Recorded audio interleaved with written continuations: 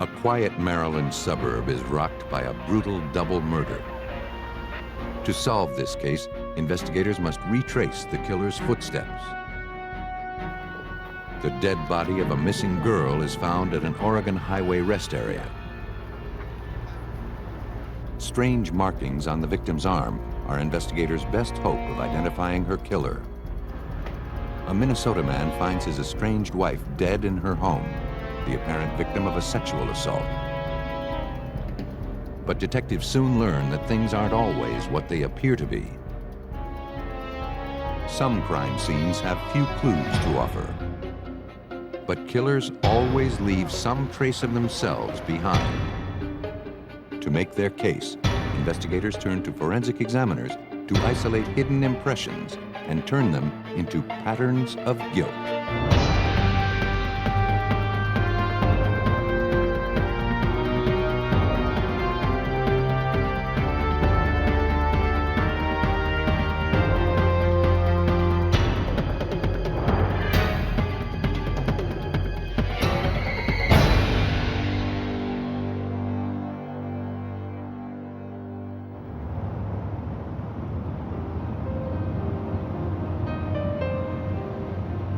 In this episode, some of the names have been changed.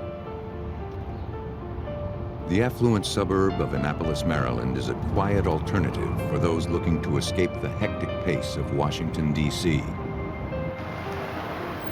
In this peaceful community, violent crime is almost non-existent. On Monday, May 16, 1994, all of that changed.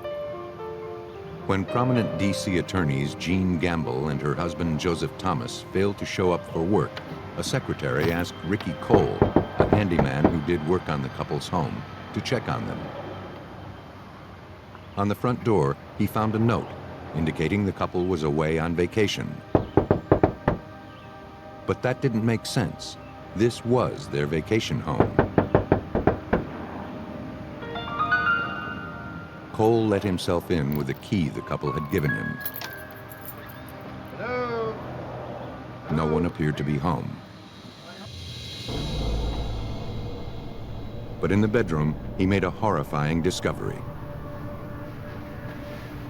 Underneath the sheets, Jean Gamble and Joseph Thomas lay murdered in their bed. Officers and crime scene technicians from the Anne Arundel County Police Department were quickly dispatched to the scene. Investigators discovered that each victim had suffered a single gunshot wound to the back of the head from point-blank range. Blood was spattered on the wall above the bed. Anne Arundel County homicide detective Tim Zawalik was at the scene. When we saw the crime scene and realized that it was contact wounds and the people were basically executed, it was just such a horrific crime that we knew at that point we were dealing with something that was very, very unusual. As forensic technicians began scouring the scene for any clues to the killer's identity, investigators found Joseph Thomas's wallet and his wife's purse. Cash and a few credit cards seemed to be missing. The double murder appeared to be a robbery gone wrong. As police continued searching the house, they found no signs of a forced entry. Let's get this mulch right down here. Okay. But a pile of wood mulch on the floor near the unlocked kitchen door suggested the killer's probable entry point. Hoping the suspect had inadvertently left footprints behind, forensic technicians applied fingerprint powder to the floor. The tactic paid off. A sneaker print was revealed. A gelatin substance was applied to the footprint and allowed to harden, preserving it as evidence.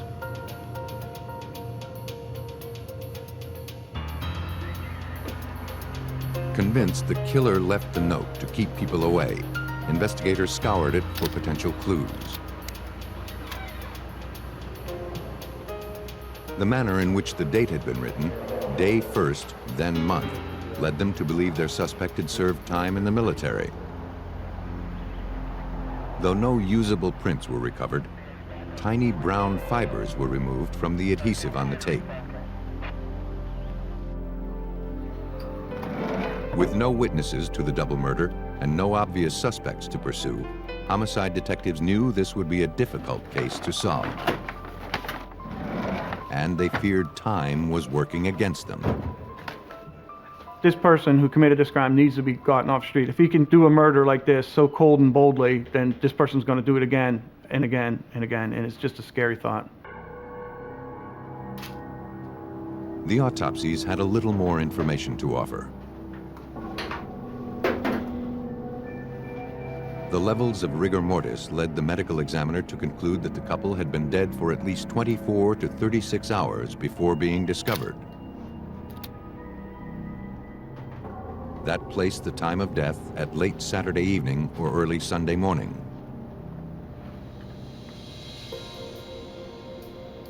Examiners at the Anne Arundel County Crime Lab believed that the key to the killer's identity lay in the shoe print recovered from the scene. After identifying a New Balance logo on the shoe print, examiners searched through catalogs looking for a model with a similar tread design. They concluded that the print left at the scene had come from a New Balance running shoe, model 480BK, size 7.5. Trying to learn as much about the victims as they could, police began canvassing the neighborhood. One neighbor described Jean and Joseph as a bright, hard-working, and well-liked couple. She said that she had last seen them Saturday evening as they headed out to dinner in Jean's red Acura. She didn't recall seeing the car the following day and just assumed the couple had decided to drive together back to Washington.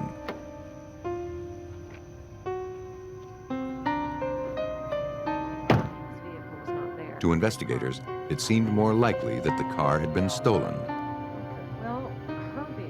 An APB was issued for the vehicle. A short while later, a local bank manager who had been following the investigation in the media contacted police. One of the victim's bank cards had been used to withdraw cash from an automated teller machine.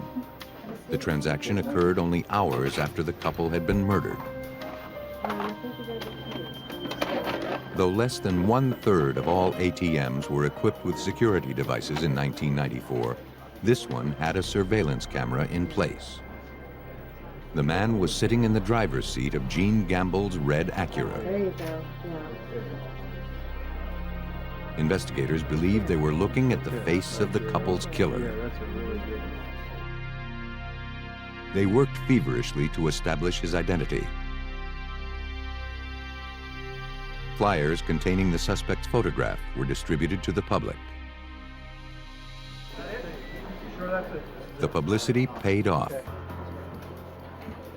A second bank manager turned over a surveillance tape revealing the same suspect using a credit card belonging to the victims. This second transaction had taken place the day after the murders. And this time, the suspect's shoes were partially visible in the photograph. The photograph was forwarded to the Anne Arundel County Crime Lab. Examiners studied the image in an effort to determine if the shoes worn by the suspect were the same make and model as the shoe that had left the print at the crime scene. Evidence collection supervisor Jeff Cover contacted a shoe designer from New Balance. And we actually made a trip to the factory in Lawrence, Massachusetts and met with their shoe designer there, and who could identify the outsole in the ATM photograph as a New Balance 480. It was the same type of shoe that had left the print on the victim's kitchen floor. Believing that robbery was the motive behind the murders, investigators began scouring dozens of burglary reports, hoping to find photographs of known burglars that resembled the murder suspect. Look at the ATM. Look at his height. This guy can't be that big. But they found nothing. Well, 6 foot, 5.5 foot at best, probably. As homicide detectives continued searching through reports, a detective from the burglary division caught a glimpse of the suspect in the ATM photo. This is the guy we're looking for, right here. I think it's Scotland Williams. He recognized the man. September. For what? It was Scotland Williams, a suspect in a string of burglaries arrested 8 months earlier. When we got this break, it was the break you dream about having. It was all of a sudden, we've got the guy identified. We had to move fast, and for the first time ever, we had a name to go with the face. Having physically linked Scotland Williams to the murdered victim's ATM card and their missing vehicle, investigators obtained a warrant for his arrest. At 6 o'clock, the lead stories on all the news channels was this murder case. Scotland Williams' picture accessing the ATM machine was shown to the public. Our surveillance team was in place, and at 6:05, the front door opened and Scotland Williams was running out the house. Police moved in and placed him under arrest. Scotland Williams insisted he knew nothing about the murders. Looking to prove otherwise, investigators searched the residence. Inside the house, police found what they were looking for. Several pairs of sneakers, including some New Balance running shoes. They were all size 7.5. A pair of brown cotton gardening gloves was also collected and forwarded to the crime lab. Under questioning, Williams maintained his innocence. And though records indicated he had served 12 years in the military, he insisted the note found on the victim's front door was not his handwriting. Investigators confronted him with the ATM photos. He admitted it was him at the ATM. When I showed him the picture of him, he looked at the picture and said, "Yeah, that's me." He admitted himself at the ATM, but he never made any other admissions to us. He refused to talk to us. Investigators looked to forensic examiners to make their case. But the analysis revealed that none of the shoes recovered from Williams' house had left the print found at the crime scene. Police were convinced that Scotland Williams was responsible for the brutal murders of Jean Gamble and her husband, Joseph Thomas. But until they could come up with hard evidence linking him to the crime scene, their suspect would likely get away with murder.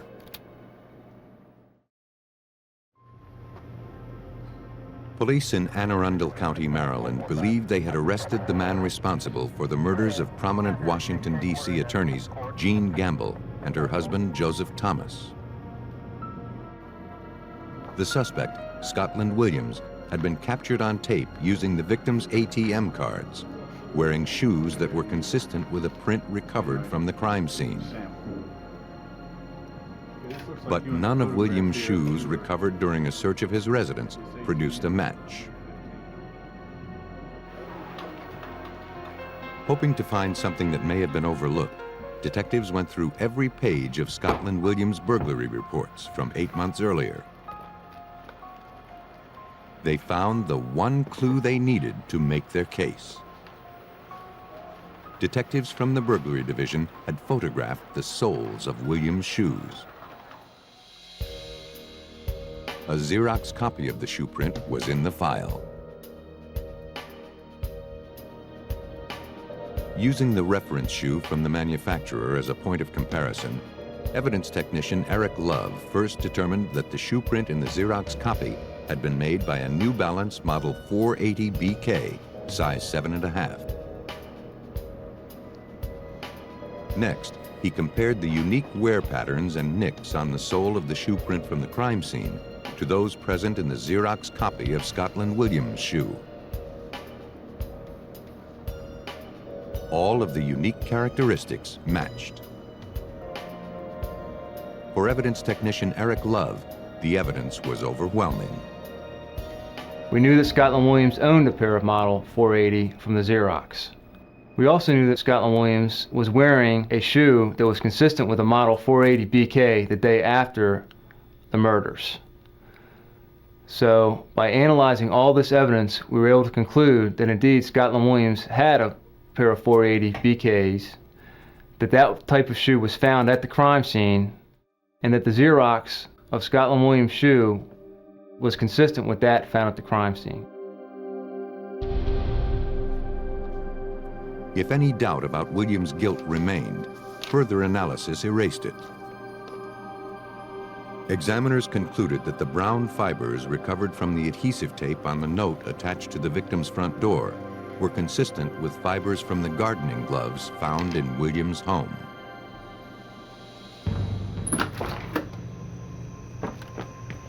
Police believe Williams entered the victim's residence with the intention of burglarizing the house. But when he discovered Gene Gamble and Joseph Thomas sleeping, he pulled out his gun and shot them.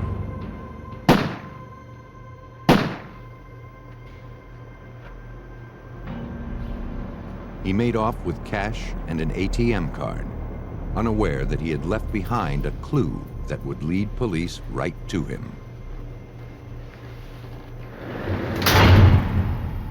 Scotland Williams was tried and convicted of first-degree murder and sentenced to life without parole, plus 70 years. Scotland Williams killed his victims as they lay in their own bed. But for some murderers, the first step is to get the victim as far away from home as possible. On June 17, 1986, a passing motorist traveling along Highway 97 in Klamath Falls, Oregon, spotted something lying beside the road.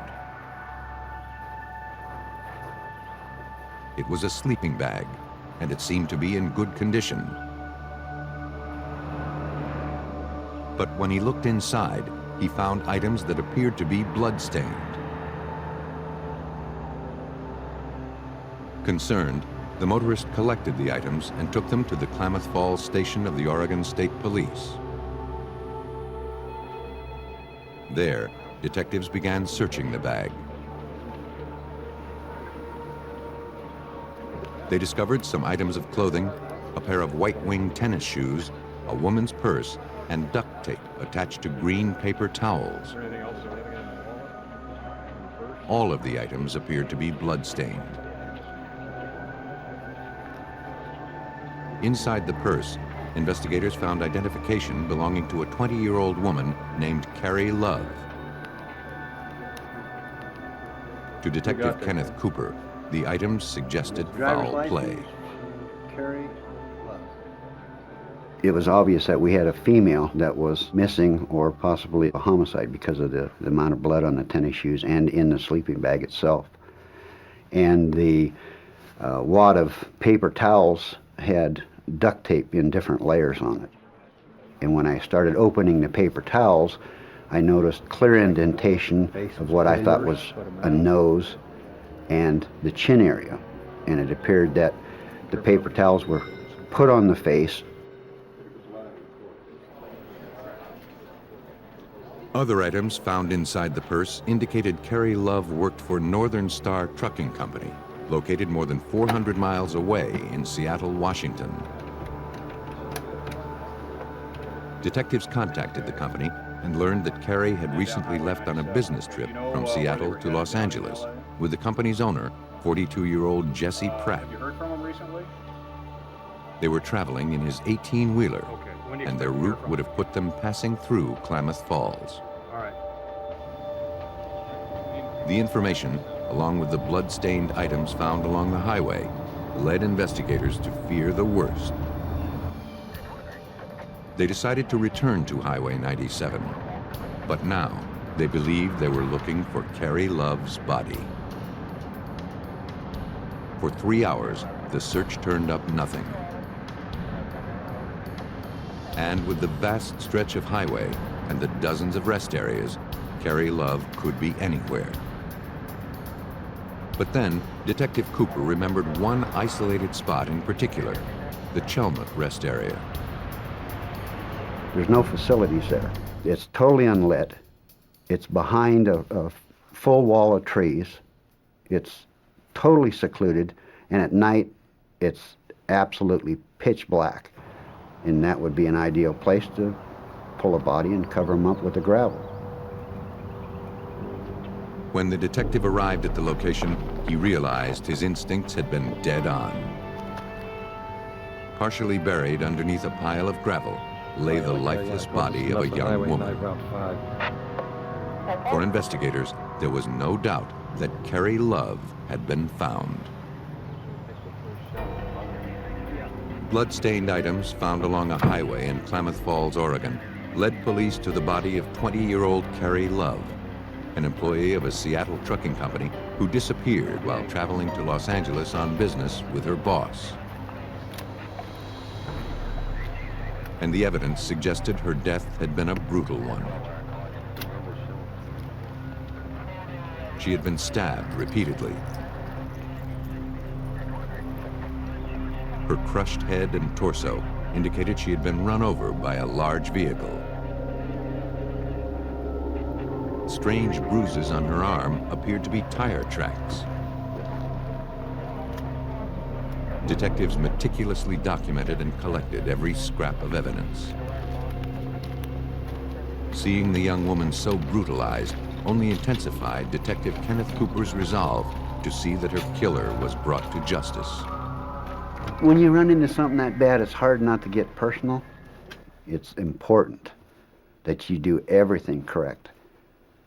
Because at this point, you know beyond any doubt, if you don't do it perfect, you could lose it in court. And you can't afford to do that. Because at that point, we become this person's mouthpiece. We're the ones that's going to scream justice for her because she's unable to at this point. At autopsy, the medical examiner determined that Carrie had been asphyxiated, then stabbed 12 times before being run over. The stab wounds were consistent with those caused by an ice pick or a knitting needle. She had also been raped, though no usable biological evidence was recovered. Other than the tread impressions, the only clues to the killer's identity were some red cotton fibers found in the victim's hands. The day I dropped her off. As word of Carrie's murder spread through her hometown of Seattle, her boyfriend came in to speak with police there. He believed that Carrie's boss, 42-year-old Jesse Pratt, had something to do with the murder. He said Pratt had a strange fixation with Carrie. In fact, a month earlier, he and Carrie attended a high school prom together. As they were leaving, the boyfriend spotted Jesse Pratt sitting in his car across the street. He was just watching them. The boyfriend confirmed that the last time he saw Carrie was when she and Pratt left the Northern Star Trucking Company heading to Los Angeles. That was 2 days before Carrie's body was discovered in Oregon. Seattle police began trying to locate Jesse Pratt, the last person seen with Carrie Love. The receptionist at Northern Star Trucking had not heard from her boss since he left for Los Angeles a few days earlier. As the questioning continued, a call came in. This is Mona. Hey, Jesse. It was Jesse Listen, Pratt. The detective's here and he's asking if Carrie's missing. Sure, just 1 second. It's Jesse.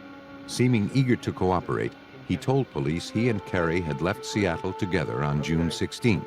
Now.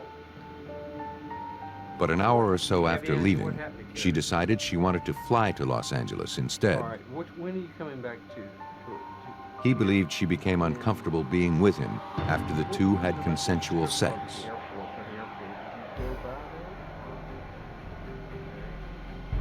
Pratt said he drove her to the Seattle airport and continued on to Los Angeles.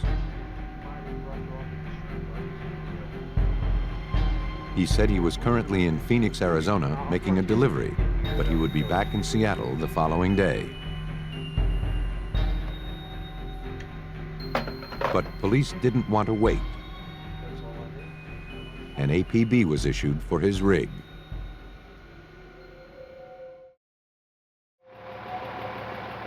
A few hours later, Arizona authorities spotted the 18-wheeler just outside of Phoenix.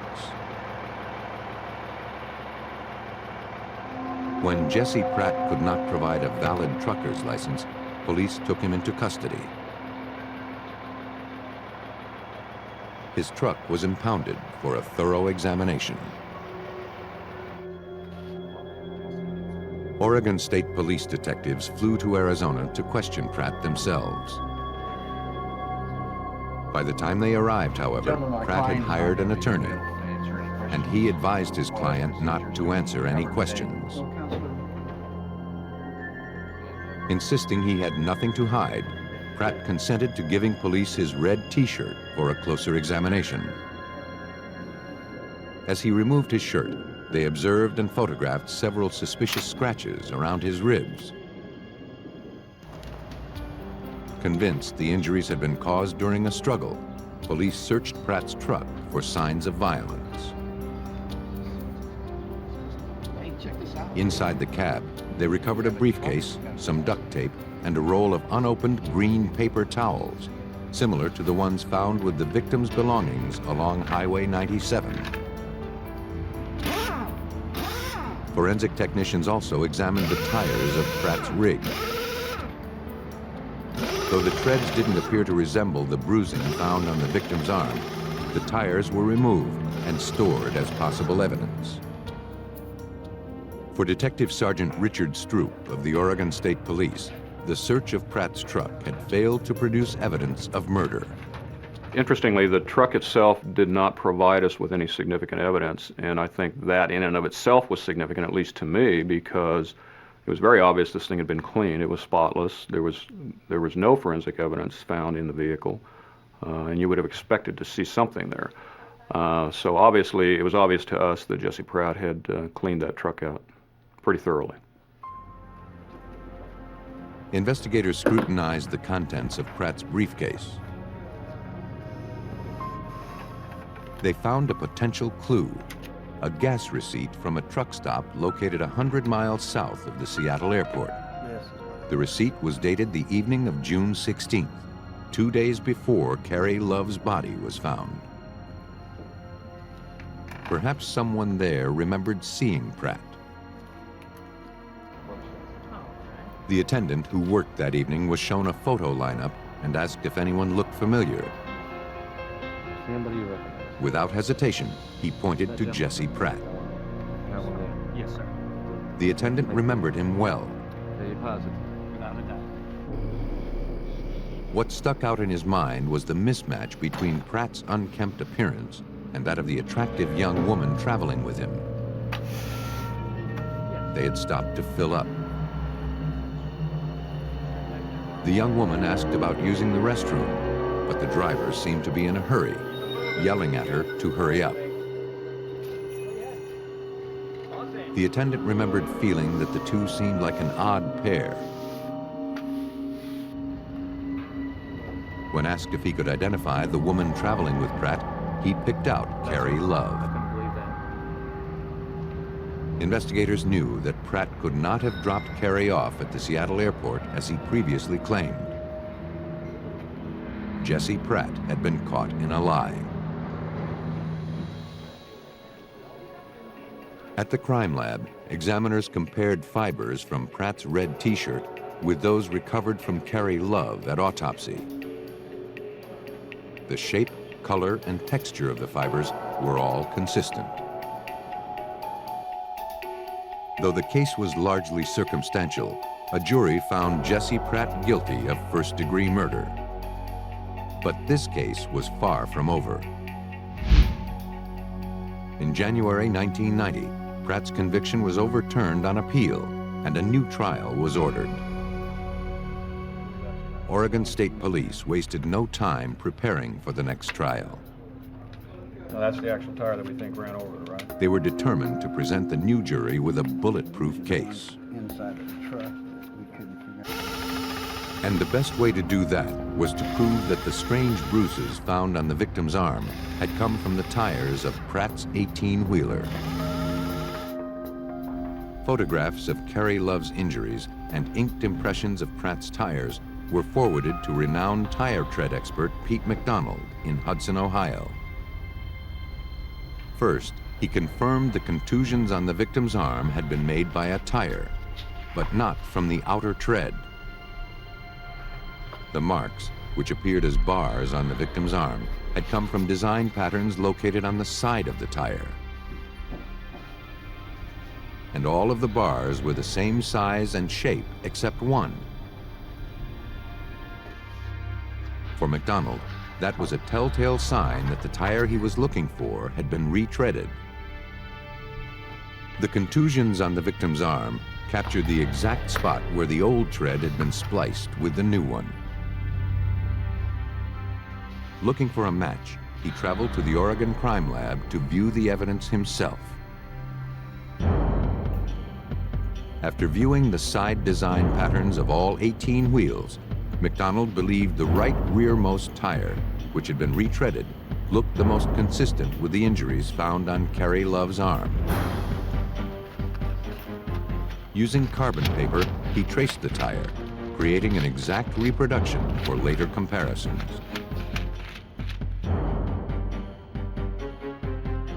McDonald measured the unique bar patterns from the tire and compared it with photographs taken to scale of the injuries.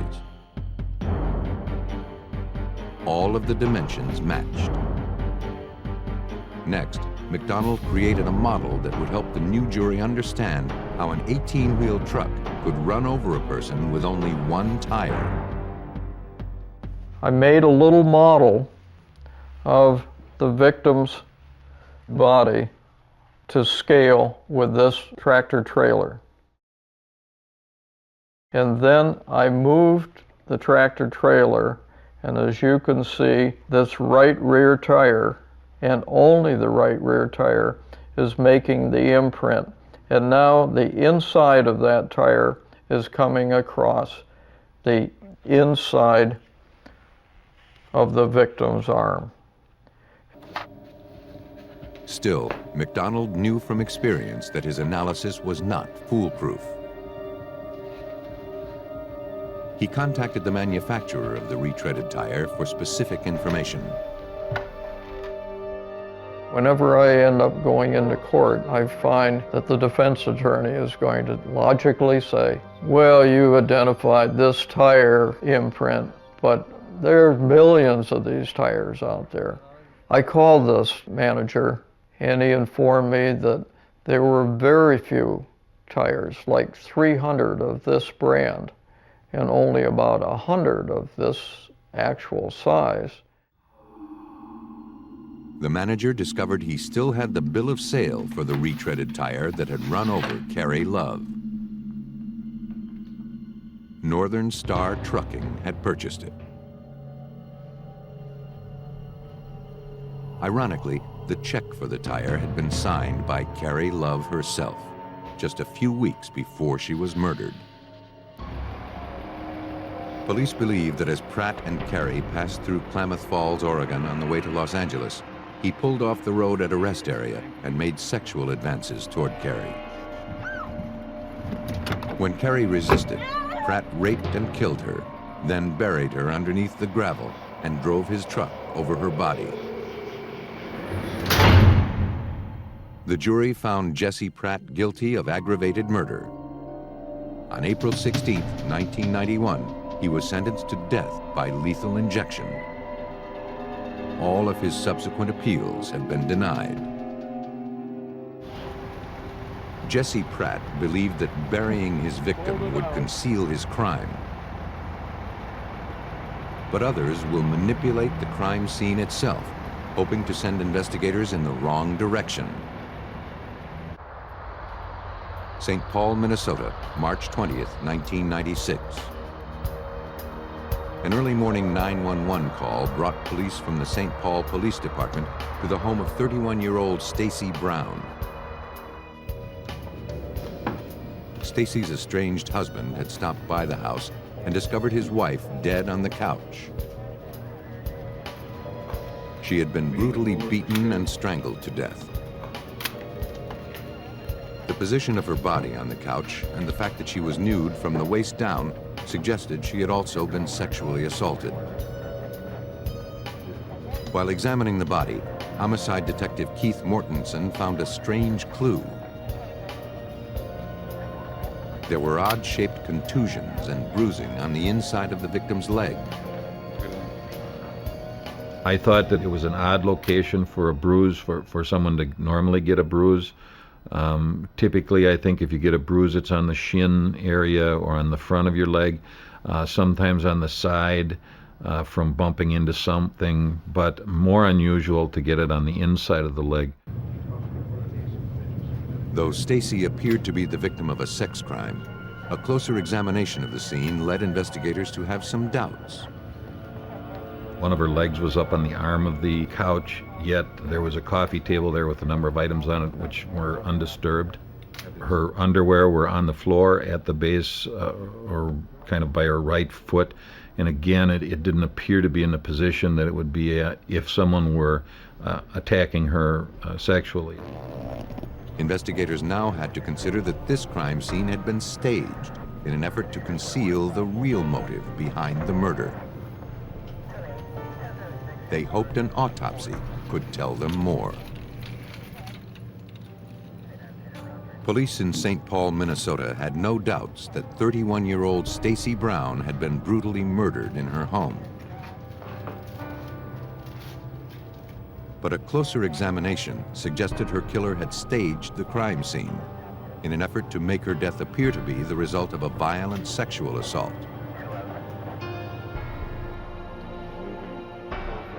At autopsy, the medical examiner concluded that Stacy had died as a result of asphyxiation. She had been strangled with a telephone cord and a wire hanger. And despite the fact that Stacy had been found nude from the waist down, he found no physical evidence that she had been sexually assaulted. He was also unable to explain the source of strange bruising found on Stacy's leg. Convinced the crime scene had been staged to throw investigators off the killer's trail, police believed the suspect would be someone close to the victim. 34-year-old Lewis Brown, Stacy's estranged husband, and the man who discovered her body, was brought in for questioning. He was devastated that Stacy was gone. Brown, who wears leg braces as a result of childhood polio, stated that he dropped by the house early that morning to drop off presents he bought for his youngest daughter. When he noticed the keys dangling in the front door, he made his way inside. That's when he discovered his wife dead on the couch. Well, I just dropped my kids off. Brown realized that his impending divorce made him a logical suspect. But he insisted he still loved Stacy, his wife of 8 years, and the mother of his 3 children. On the night that she was murdered, Brown said he was at a local bar playing pool until going home around 1 a.m. He could think of only one person who would want to hurt his wife, a man involved with Stacy's best friend, Rebecca. Rebecca was contacted, and she agreed to an interview. She admitted that her boyfriend, Quan Tran, and Stacy had not gotten along. Stacy felt Tran was abusive and had urged Rebecca to end the relationship. But Tran became enraged by Stacy's meddling. A few days before the murder, he had smashed out the windows of Stacy's car. And later that same evening, there was another incident.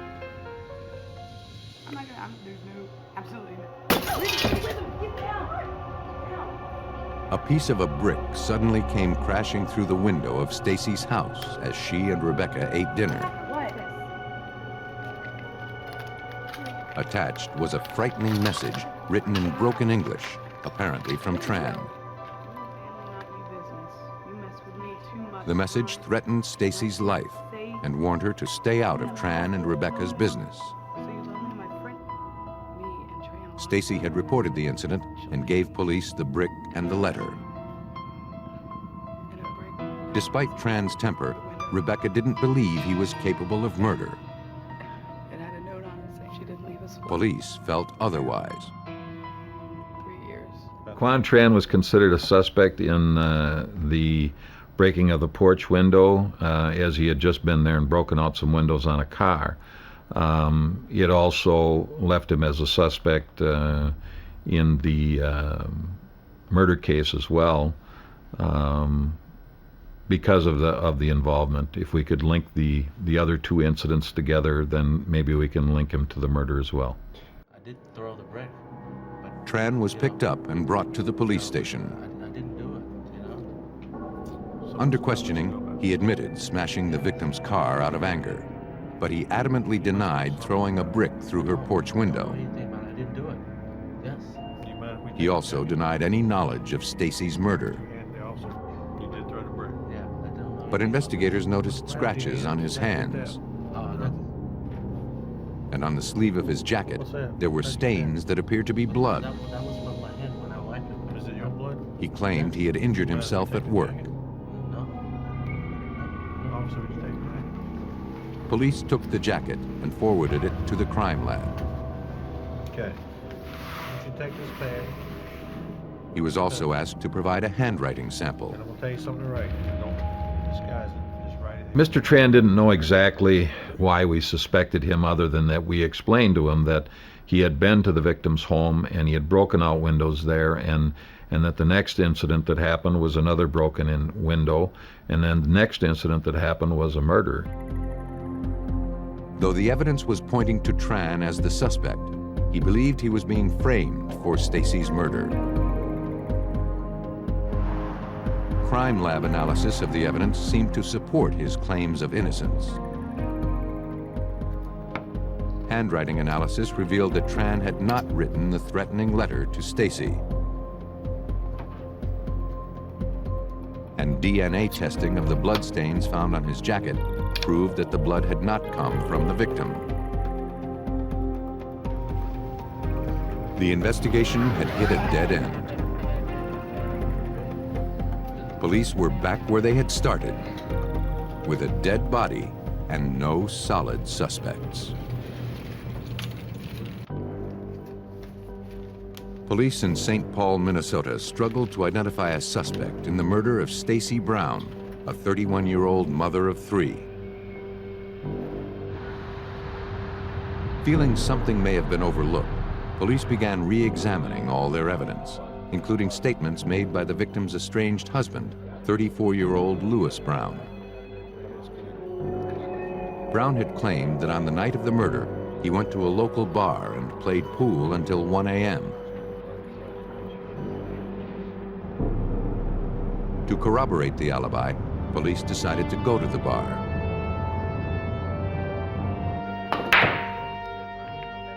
There, employees who had worked the night of Stacy's murder were shown photographs of Lewis Brown. I'm looking for an individual, this individual here. No one recognized the man, and they felt certain they would have remembered him. They stated that they had very few Asian customers and that they would have definitely noticed someone with a marked limp who was wearing braces on their legs. Though the information hardly proved that Brown was a killer, it suggested he had lied to police about his whereabouts the night of the murder. To learn more, police visited the facility where Brown was employed as an alarm technician for the St. Paul school system. Investigators asked his supervisor to look around Brown's workstation. There, the detective noticed and collected pens and a yellow writing pad, which looked consistent with the note attached to the brick that had been thrown through the victim's window. As the detective made his way out of the building, he spotted a broken piece of a brick being used as a paperweight to hold down some newspapers. He took it on the remote chance it was from the same brick thrown through Stacy's window.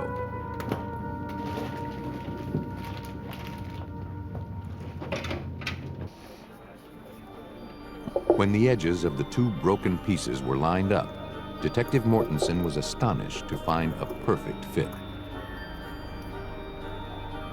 Louis Brown, not Quan Tran, had thrown the brick with a note written in broken English through his wife's window.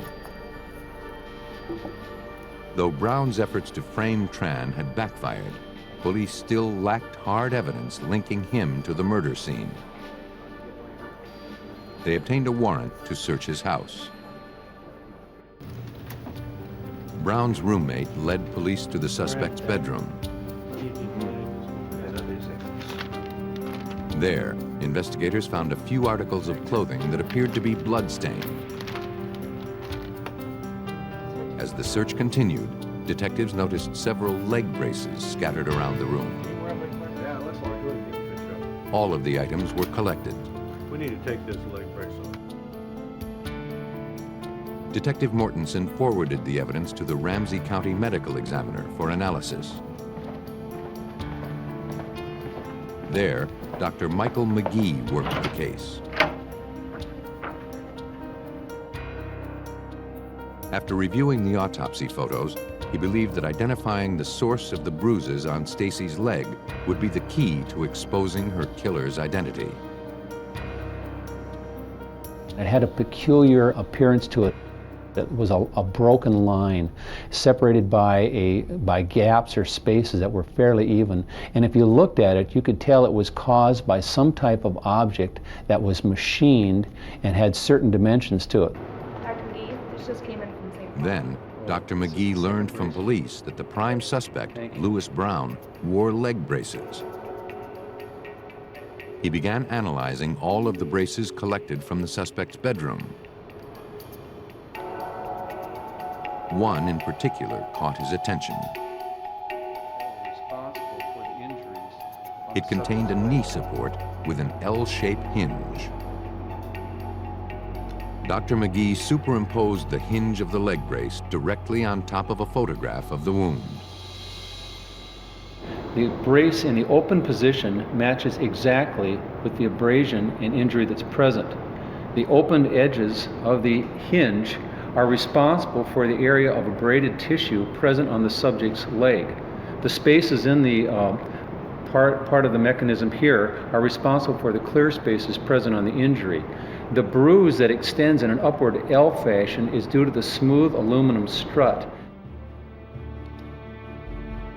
The only way the leg brace could have caused the injury to Stacy's leg was if the person wearing it had been directly on top of her. Louis Brown was the only person known to have worn those braces. He was arrested and charged with the murder of his estranged wife. I used to live here. Police theorized that on the evening of March 19th, an argument between Louis and Stacy turned violent. After strangling his wife, he staged the scene to look like a sexual assault in an effort to throw investigators off his trail. But all the while, his leg brace had pressed down on her leg. On January 31st, 1998, a jury found Louis Brown guilty of murder. A few days later, he was sentenced to life in prison. When leaving the scene of a murder, most killers believe they have successfully covered their tracks. But no matter how hard they try, clues to their identity always remain. Forensic examiners can uncover hidden prints and impressions and expose patterns of guilt.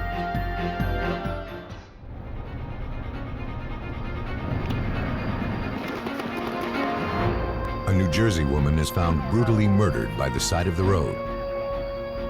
Investigators must make their case from a few bite marks left on the victim's body. a sadistic predator targets young women in a quiet Canadian community. As police struggle to track him down, the killer threatens more victims. Indiana firefighters discover a woman murdered in her bed. But will dental impressions be enough to convict her killer?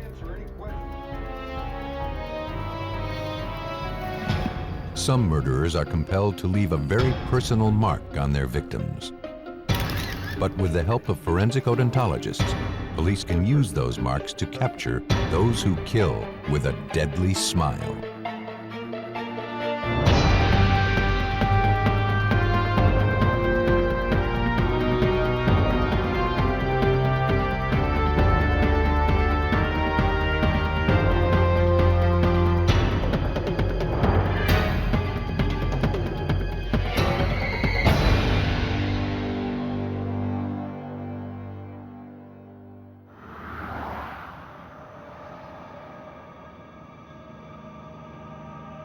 In this episode, some of the names have been changed.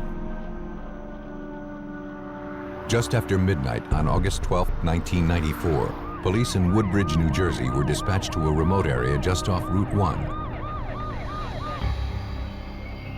A battered, semi-nude woman, identified as 25-year-old Melissa Padilla, had been found murdered, lying inside a concrete pipe. Crime technicians began processing the area for clues. They collected several recently purchased grocery items scattered near the body. They also recovered a blood-stained dollar bill and nearby several cigarette butts, which investigators hoped would yield valuable DNA evidence. The victim's discarded shorts, stained with blood, were found nearby. Inside one of the pockets was a store receipt for several grocery items, time-stamped 11:29 p.m. While evidence technicians continued processing the scene, Melissa's boyfriend, Hector Gonzalez, who had found her body, was brought in for questioning. He couldn't imagine anyone who would want to hurt Melissa, a dedicated mother of 4. Hector said that after putting the kids to bed around 11 p.m., Melissa said she wanted to go to a nearby convenience store to pick up a few things. Hector agreed to watch the kids. She said she would be back within a half hour. Thank you. When she hadn't returned more than an hour later, he became concerned and asked a friend to help look for her. That's when they found Melissa's battered body along Route 1, the path she normally took to go to the store. Hector later agreed to take a polygraph examination. Test results indicated he had nothing to do with Melissa's murder. Though police had no obvious suspects, the motive behind the murder seemed clear. Middlesex County Prosecutor's Office Lieutenant Lawrence Nagel worked the case. The woman that was found at the scene was found naked from the waist down. It appeared there was severe trauma to her face area. Initial impressions were that it appeared to be a sexual type of situation. At autopsy, the medical examiner concluded that Melissa Padilla had died of manual strangulation. Her face had been viciously beaten. Though it was clear she had been sexually assaulted, no biological evidence was recovered. More disturbing was the presence of small contusions on the victim's body. The ones found on Melissa's chin appeared to be bite marks. Knowing the bite marks would be crucial in linking a suspect to the crime, an identification officer with the Middlesex County Prosecutor's Office precisely photographed them to scale, using standards developed by the American Board of Forensic Odontologists. For the bite mark evidence to be useful, investigators had to identify a suspect. Trying to retrace Melissa's movements, investigators retrieved the security camera videotape from the store Melissa had been to just before her death. Melissa was clearly visible, purchasing the items found near her body. The amount of change she was seen receiving was the same amount found in her pocket. But no one who appeared in the video looked suspicious. Analysis of the items recovered from the crime scene had little else to offer. Though DNA was found on the cigarette butts, investigators had no way to determine who had left them there or when. And all of the blood that was collected belonged to Melissa. A meticulous search for any suspect fingerprints turned up nothing. Despite the lack of clues to the killer's identity, the bite marks he left behind gave investigators a glimpse into his violent mind. Assistant Prosecutor Thomas Capsack of the Middlesex County Prosecutor's Office worked the case. The nature of the crime suggested anger. The victim was really brutalized. There had to be a lot of pain involved, and we eventually concluded that the bite mark on the chin occurred while he was looking into her eyes while he was causing pain. Police began focusing their attention on sex offenders known to be living in the area. A state prison facility housing such offenders was located just a few miles from the crime scene. And several inmates had recently been released. Investigators tracked each one of them down. All denied knowledge of Melissa Padilla's murder. And all were eventually cleared by polygraph examinations.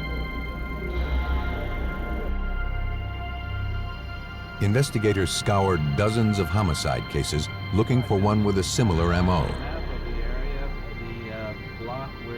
But despite their efforts, 8 months passed with no progress in the investigation of Melissa Padilla's murder.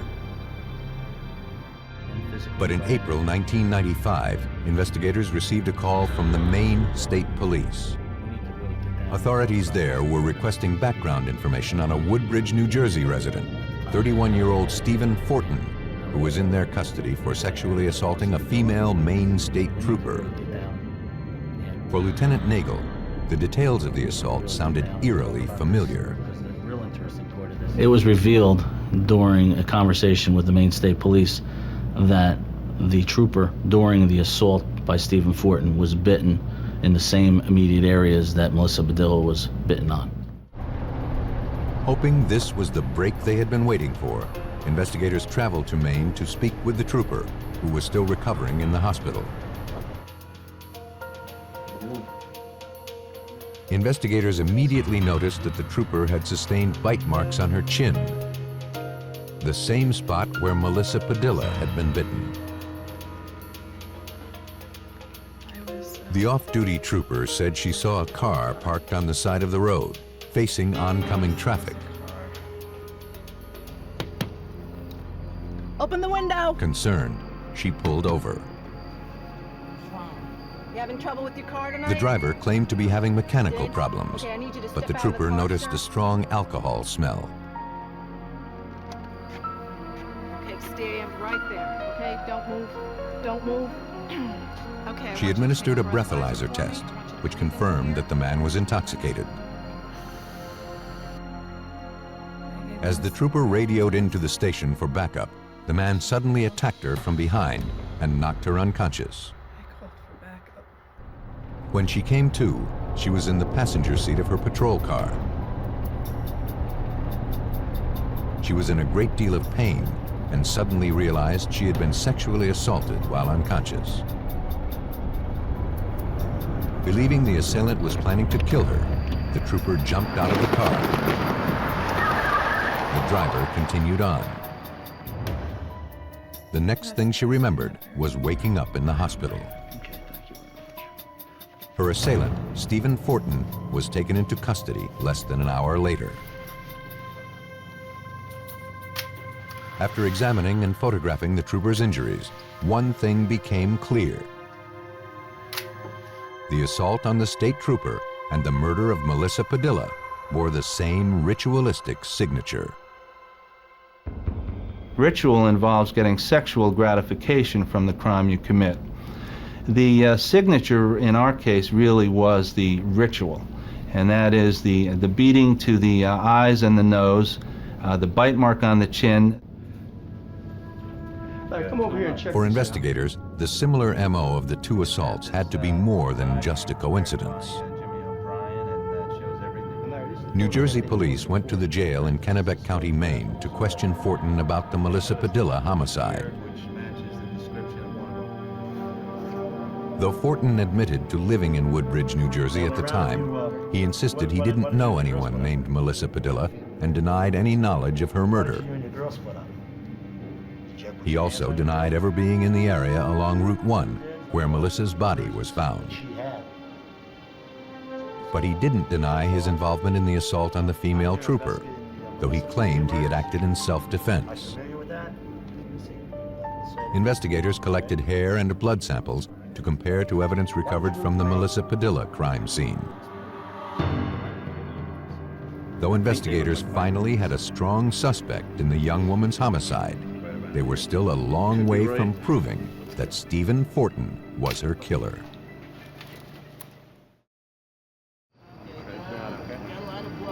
With only bite mark evidence to work with, police in Woodbridge, New Jersey struggled to solve the brutal murder of Melissa Padilla, a 25-year-old mother of 4. After several months with no leads, police learned of a similar assault more than 300 miles away in Maine.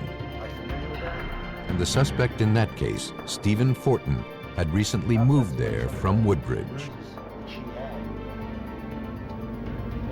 While waiting for DNA analysis, New Jersey authorities interviewed Fortin's friends and associates. They located an ex-girlfriend who still lived in Woodbridge. She had plenty to say about Steve Fortin. She said their turbulent 4-month relationship suddenly came to a violent halt after Fortin assaulted her during an argument they had while taking a walk along Route 1. She added that after their fight, Fortin returned to apologize. The girlfriend noticed cuts and scratches on Fortin's face and hands. Fortin explained that he feared she had called the police, and he fled through the woods to avoid them. She believed the incident had taken place on August 12th. Not only was that the night Melissa was murdered, but the girlfriend had put Fortin on Route 1, an area he previously claimed he had never been to. Though investigators were now convinced that Fortin was Melissa Padilla's killer, DNA analysis on the cigarette butt found near her body was inconclusive. Examiners analyzed all of the evidence found at the crime scene again, hoping something may have been overlooked. But nothing was found. For Identification Officer Jim O'Brien, it was clear that the bite marks would be the crucial link connecting Stephen Fortin to Melissa's murder. The DNA results were inconclusive. We had no hairs or fibers from Stephen Fortin found on the victim's body, and I never developed any fingerprints on any of the evidence that came back to anyone except the victim herself. Therefore, the photographs of the bite marks on the victim's body were very, very important in terms of physical evidence and in terms of putting Stephen Fortin at this crime scene. In April 1995, Stephen Fortin was taken to the office of Dr. Brian Morin, a dentist in Waterville, Maine. To prove Fortin had made the bite marks on Melissa's body, investigators first needed models detailing every unique feature of his teeth. First, photographs of the suspect's teeth are taken using a millimeter ruler, so examiners can accurately determine the scale of the photos for later comparisons to pictures of the victim's injuries.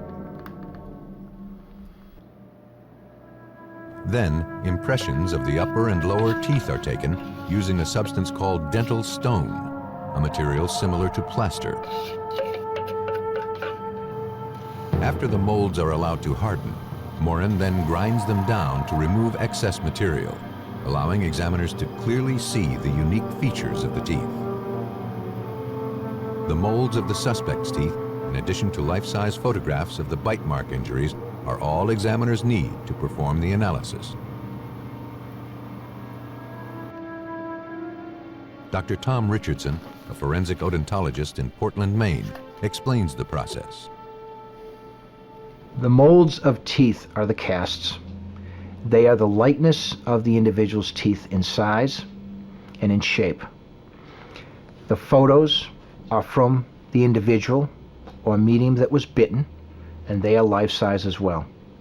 We take the casts, put an overlay, go up against the marks on the photo, and we either are going to have a match if the photos are good and the marks are there, or we're not going to. Using a computer program, examiners demonstrated how the casts made of Stephen Fortin's teeth lined up perfectly with the bite marks on the victim's chin. Photographs here. The spacing between Fortin's teeth, the dimensions of the arches of his bite, and the unique details of his teeth were all consistent with the injuries on both victims. Detectives now had the physical proof they needed to charge Stephen Fortin with the murder of Melissa Padilla. Police believe that Stephen Fortin chanced upon Melissa as she returned from the convenience store. Still enraged by the argument with his girlfriend, Fortin brutally beat, bit, and sexually assaulted her before finally strangling her to death. In February 2001, he was sentenced to death in New Jersey for the murder and aggravated sexual assault of Melissa Padilla. He also pled guilty to charges stemming from the beating and sexual assault on the Maine state trooper. He received the maximum 20-year sentence. Stephen Fortin found gratification in a brutal ritual. But 3,000 miles away in Canada, in a quiet suburb of Vancouver, one killer took perverse satisfaction from taunting the detectives on his trail. Abbotsford, British Columbia, Canada, October 14, 1995.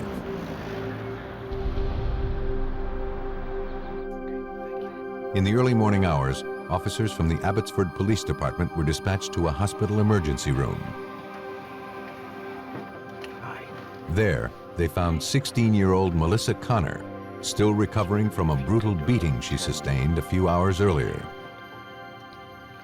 Melissa told investigators that she and a friend, Tracy Sawyer, were on their way to a party when a man wielding a baseball bat jumped out of the bushes and attacked them. During the struggle, Melissa was knocked unconscious. When she came to, Tracy and the assailant were nowhere in sight.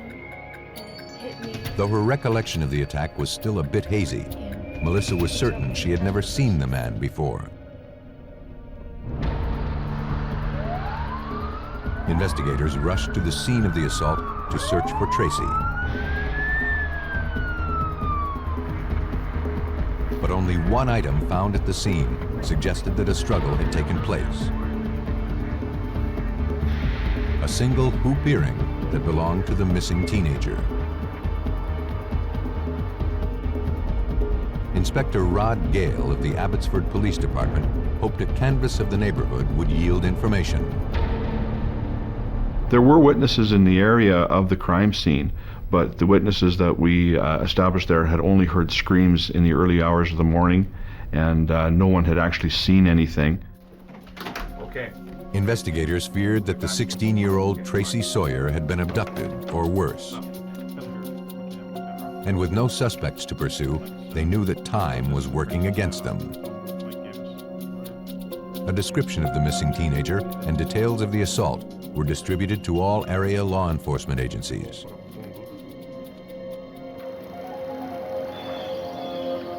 A few hours later, a man fishing along the Vedder River noticed something on the riverbank.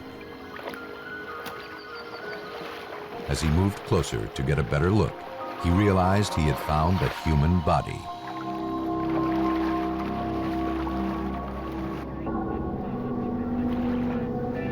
Officers of the Royal Canadian Mounted Police who responded to the scene found that the young female victim had been savagely beaten and raped. Police scoured the shoreline for clues that could help them identify the young woman and her killer. But they found nothing. Still, officers of the Royal Canadian Mounted Police believed this was the missing Abbotsford girl. Sergeant Kevin McLeod. The obvious connection to me to the Abbotsford case was the fact that Abbotsford had a missing girl and we had a dead girl. And this close vicinity of the two communities. Dental records confirmed that the woman found at the Vedder River was Tracy Sawyer. The medical examiner confirmed that the young woman had been raped. He also noted massive blunt force trauma to her head. But that wasn't what killed her. The official cause of death was ruled a drowning. The only clues to the killer's identity were bite marks on the victim's torso. The impressions were carefully photographed and preserved as evidence. The photos were sent to the Bureau of Legal Dentistry Laboratory in Vancouver. There, Dr. David Sweet, a recognized expert in forensic odontology, examined the evidence. After studying the bite mark injuries, he realized there was the potential for additional evidence to be obtained. A new technique was available for recovering saliva from a bite mark, and we could even determine if DNA was available from the saliva and then possibly match that back to the suspect when and if one was made available. The theory behind the technique, referred to as double swabbing, is that saliva from the suspect's mouth is transferred into the bite marks left on the victim. As demonstrated here, Dr. Sweet first dampens a sterile swab with distilled water, then wipes it across the impressions, rehydrating any saliva cells in the bite marks. Then, he applies a second dry swab to the wounds, which will act as a sponge and collect the rehydrated cells that contain the suspect's DNA. Dr. Sweet performed the procedure on the teeth impressions found on Tracy Sawyer. And though she had been submerged in water for some time, he was confident the double swabbing technique would yield DNA evidence.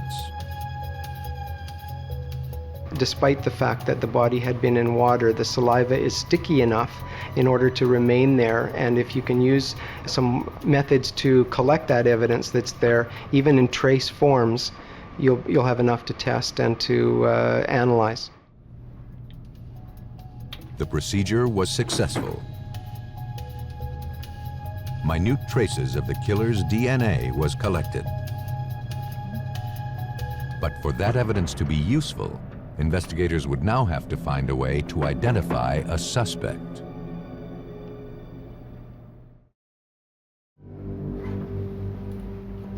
A forensic odontologist had successfully extracted the killer's DNA from bite marks found on 16-year-old murder victim Tracy Sawyer. But for the evidence to be useful, police in Abbotsford, British Columbia, now had to identify a suspect. They turned to the victim's parents for information. The couple said that the last time they saw Tracy was shortly before the assault. She and her friend Melissa Connor were leaving for a party at a neighborhood friend's house.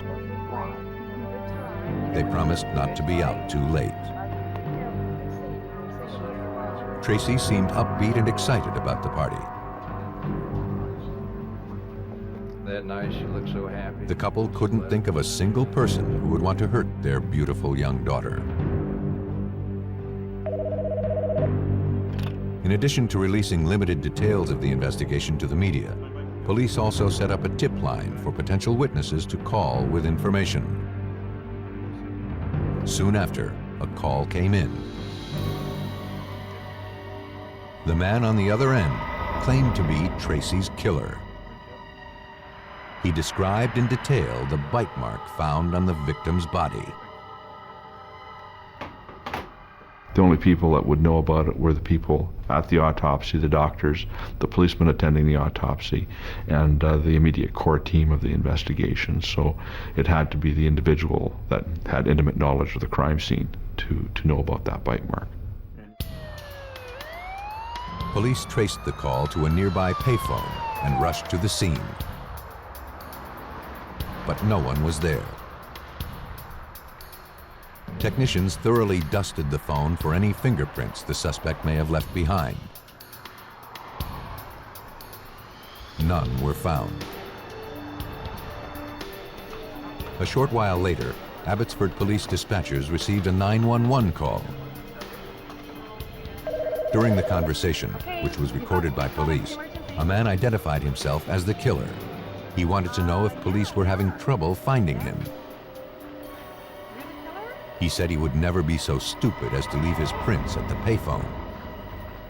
Hey, where are you gonna be? He also promised to kill again. Hello? Are you there? It's not very often that a suspect starts phoning the police and threatening to attack again, threatening to do the same thing over again, and basically taunting that you're not going to be able to catch me, I'm going to do this again. Desperate to stop this killer before he struck again, police turned back to Melissa Connor, the young woman who had survived the assault that had claimed the life of her best friend. Though her memory of the events had not fully recovered, she tried to describe the assailant to a sketch artist the best she could. She remembered the man as being a tall white male, balding, but with reddish-brown hair. The information was enough for police to formulate a composite sketch, which was quickly released through the media. The press dubbed him the Abbotsford Killer. A few days later, a woman came forward with information. She recognized the man in the sketch. He appeared to be the same man who had attacked her with a baseball bat several months before. When shown a photo lineup, she picked out a man named John Eller. For the first time in the murder investigation, authorities had a viable suspect. In November 1995, more than a month after Tracy Sawyer's murder, detectives arrested John Eller at his home. He vehemently denied being the Abbotsford Killer. After taking impressions of the suspect's teeth, forensic odontologist Dr. David Sweet compared them to the bite marks found on Tracy Sawyer's body. But investigators would be frustrated by the results of his analysis. It became obvious very quickly that the spacing and the shapes of his teeth were much different than the teeth that would be necessary to cause this bite mark. And DNA samples from the suspect did not match the DNA Dr. Sweet had extracted from the bite marks. John Eller was eventually cleared as a suspect in Tracy's murder. Soon after, the taunting phone calls from the Abbotsford Killer resumed. Frustrated, authorities came up with a plan. Convinced that someone somewhere knew the killer, they decided to release the recordings of the Abbotsford Killer's taunting phone calls made to police. The general public were able to hear a large variety of voice characteristics of the individual that was calling us, and that was our goal. We also had that tape on a callback line at the police office, so anybody could call a designated number and just listen to the tape. They didn't have to talk to a police officer. They could just phone and listen to the tape over and over again. The plan appeared to be a success. A woman who listened to the recordings came forward. She recognized the voice. Detectives played the tape for her again. She told them it sounded like a man named Terry Driver. So you're positive that's your son? She knew the voice, she said, because Terry Driver was her son. And she knew that he owned a police scanner and listened to it often at his home. Detectives quickly began checking Driver's background. Though he had no criminal record, the 32-year-old printer lived with his wife and 2 kids in the same neighborhood where the taunting phone calls had originated. Terry Driver was brought in for questioning. Though Driver adamantly denied being the Abbotsford killer, detectives collected hair and saliva for DNA analysis. Photographs and wax casts of Driver's teeth were also taken. At the Bureau of Legal Dentistry in Vancouver, Dr. Sweet looked for similarities between Driver's dental evidence and bite marks found on Tracy Sawyer's body. I produced a clear overlay with the biting edges of his teeth recorded on it at life size, and then compared that to the photographs that were enlarged to life size also. Dr. Sweet identified several unique characteristics in the suspect's bite that convinced him that Terry Driver's teeth were consistent with the bite marks on Tracy Sawyer's body. He had some chipped teeth as well as some crowding or rotations of teeth so that they were out of position and not where you would normally find them. This made his teeth unique from everybody else's, and those features were recorded in the bite mark also. But the irrefutable proof came from the DNA analysis. Terry Driver's DNA profile matched the profile of the DNA Dr. Sweet had extracted from the bite mark injuries. Dr. Sweet's double swabbing technique helped police clinch their case against a sadistic killer. To answer any questions now without your lawyer present. Terry Driver was arrested and charged with the murder of 16-year-old Tracy Sawyer and the attempted murder of her friend, Melissa Connor. Based on the evidence, Abbotsford police believed Terry Driver was a sick predator driven by an insatiable need for attention. On October 14, 1995, that craving exploded into violence. As Melissa Connor and Tracy Sawyer made their way to a nearby party, Driver attacked them without warning.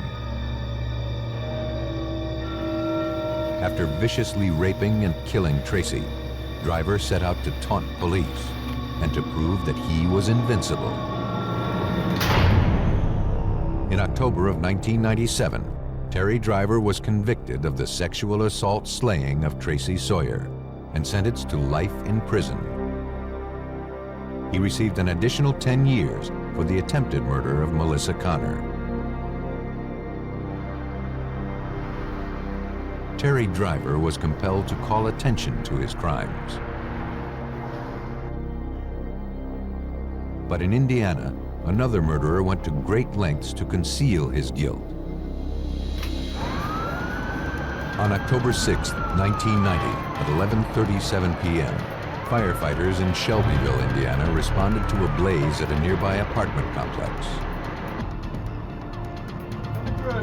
The fire was coming from the bedroom of 42-year-old Shirley Sturgill, a tenant who lived on the second floor.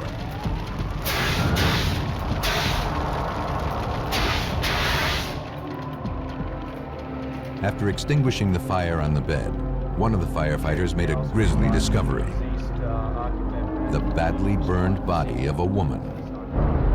And the strong smell of lighter fluid led rescue workers to conclude that this fire was no accident. After extinguishing a blaze in an apartment in Shelbyville, Indiana, firefighters had uncovered the badly burned remains of a woman lying in a bed. And according to Chief Kurt Etherton of the Shelbyville Police Department, all indications suggested she had been the victim of a homicide. It appeared a fire had been started either on or around the bed. There was an inverted V pattern, which is consistent with a fire where accelerants had been used. So it was our opinion that the fire had been set at that point. After confirming that the victim was the tenant, 42-year-old Shirley Sturgill, evidence technicians began searching for clues to tell them who had started the deadly blaze and why. Several latent prints were located and preserved as evidence. But later analysis revealed they all belonged to the victim. Investigators also collected 2 different brands of cigarette butts. DNA analysis later revealed the presence of 2 distinct DNA profiles, and neither matched the victim. It appeared Shirley Sturgill's killer, or killers, had unsuccessfully tried to burn away any trace of evidence from the crime scene. At autopsy, the medical examiner determined that Shirley had not died as a result of the fire. She had been strangled to death. She had also been sexually assaulted. But the biological evidence recovered was too degraded for a thorough analysis. And there was more. Several marks were found on the victim's torso, stomach, and thigh. The ME concluded they were bite marks made from human teeth. For investigators, they were the strongest link to Shirley's killer. That person told us that if we had a suspect, that they could take impressions and he would be able to determine whether or not those bite marks were made by a particular person, because there were some distinctive markings on the bites that would be consistent with someone's teeth not being aligned straight. What time was it when Detectives began their hunt for Shirley Sturgill's killer by speaking with her daughter. Angie Carr said she and her mother were very close. She couldn't think of anyone who would want to hurt her. She described her mother as a kind, sensitive, and selfless woman who dedicated her life to Angie's happiness and well-being. She was also a wonderful grandmother to Angie's young children. Angie had spoken to her mother on the phone just an hour or so before firefighters were called to the apartment. There didn't seem to be anything troubling her mother. The victim did mention during the conversation that her next-door neighbor, Jerry Donaldson, was there visiting at the time. It was a name already familiar to detectives. Arson investigators who had responded to Shirley's apartment the night of the murder said a neighbor was asking a lot of questions and seemed to know specific details of the crime itself. His name was Jerry Donaldson. They said that the neighbor was telling several things about the crime that he felt no one else would probably know. So when did you last... Donaldson was brought in for questioning. He admitted visiting Shirley the night she died. She had hurt her back recently, and he checked in on her periodically to see if she needed anything. He said they watched TV, and about 10:30, after smoking a cigarette, he went home. When asked how he knew so much about the murder, Donaldson claimed he'd overheard the firefighters talking. He agreed to provide hair samples for a DNA analysis. Where were you? Donaldson's DNA was consistent with DNA recovered from one of the cigarette butts found in the victim's apartment. And though he had never denied being there, investigators were convinced he knew more about the murder than he claimed.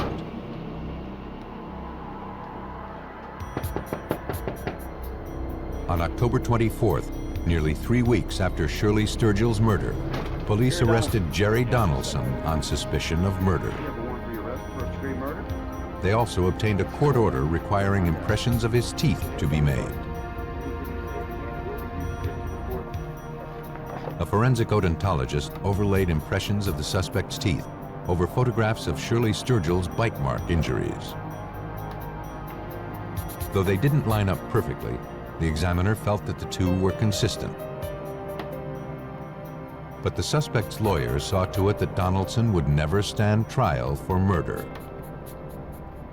The defense team hired, I think, 2 different odontologists from other parts of the country who had differing opinions than the odontologists we used.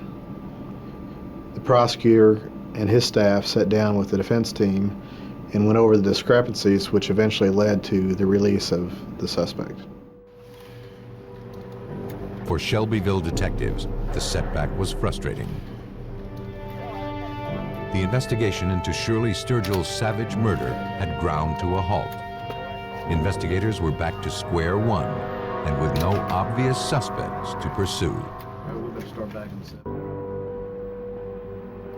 Shelbyville, Indiana police struggled to solve the brutal homicide of 42-year-old Shirley Sturgill. Though teeth marks had been found on the victim's body, investigators had no other clues to the killer's identity.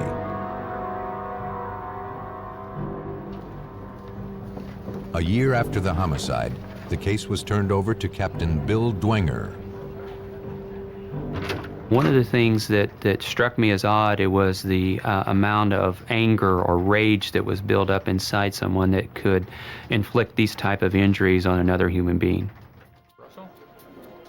After re-examining dozens of witness statements taken over the previous year, Dwenger noticed that several people had commented that Shirley and her son-in-law had not gotten along.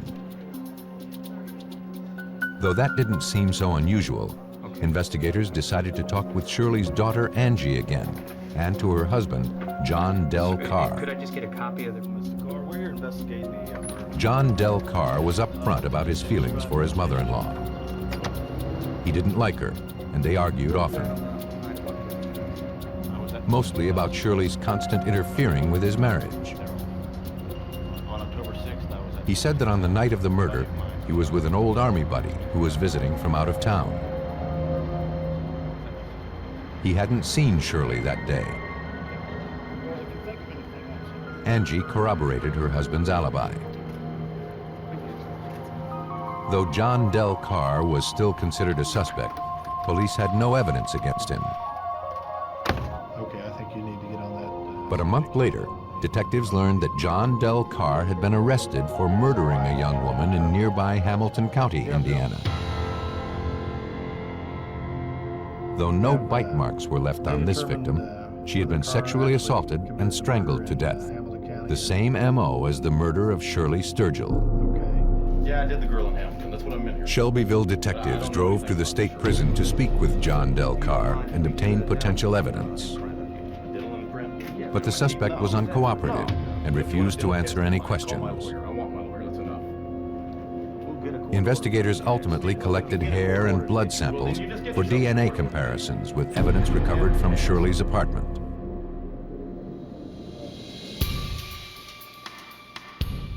At the crime lab, examiners concluded that John Del Carr's DNA was consistent with DNA from one of the cigarette butts found in Shirley's bedroom.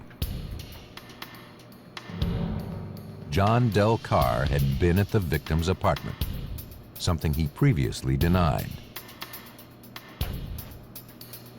Though it was strong circumstantial evidence, it didn't prove that he was the killer. There was only one way investigators could make their case. They needed impressions of John Del Carr's teeth to compare to the bite marks found on Shirley Sturgill's body. Taken care of. But so far, they lacked probable cause to obtain a warrant to force the suspect to provide the samples. And they knew that without that evidence, it would be difficult to get a conviction. Thanks. Thank you. We needed to know, and the jury's going to need to know, did we get his dental impressions? Did they match up to the bite marks on the body of Shirley Sturgill? Without that, I'm not sure a jury would be able to find him guilty beyond a reasonable doubt. So we needed that information, whether it was going to be, yes, they do match up, or no, they do not. On August 3rd, 1994, almost 4 years after the murder, investigators finally got a break. Angie Carr had since divorced her husband, and now that he was in prison, she wanted to talk. She believed John Del Carr had in fact murdered her mother. She admitted to having lied to police before, but out of fear for her safety and the safety of her children. According to Angie, John came home very late the night of the murder. Suddenly, he grabbed a shotgun, pointed it at her, and told her he had hurt her mother.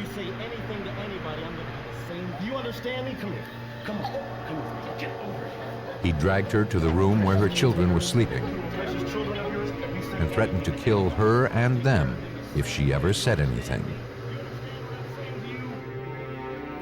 Angie told police that John kept up his threats in the following month. The kids' room. Besides hurting her back. And she believed he wouldn't hesitate to carry them out. Put a shotgun to their heads and threatened to kill them too. John Carr's wife, I believe, was genuinely terrified of John. She knew what he was capable of. I think she did what she had to do to protect herself and her children.